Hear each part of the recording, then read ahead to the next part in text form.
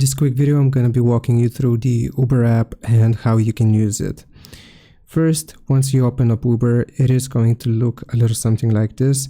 You have two sections. One is for rides and one is for Uber Eats.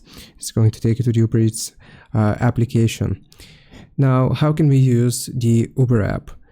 First, you may have created an account here in the bottom right. You will need to have an account in order to use the Uber app. So I suggest starting by creating an account.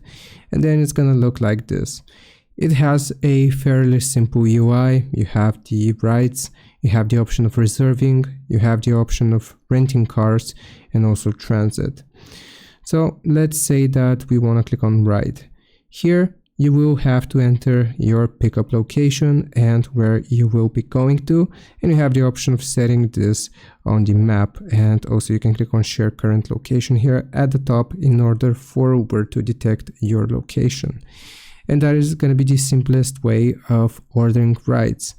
Now if you click on reserve, then here you can reserve different rides. You can choose your pickup time days in advance.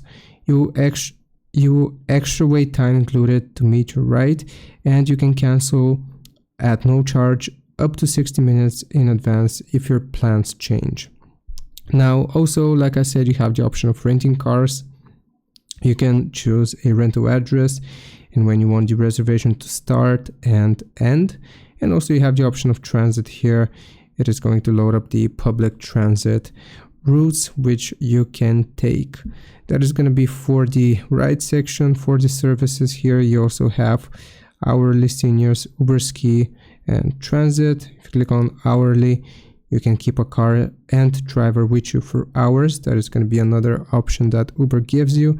Seniors, here you can order an Uber ride for a senior, and Uber Ski here, once we click on it, you can reserve Uber Ski. You can buy an Epic Pass with your ride and cruise right onto the slopes.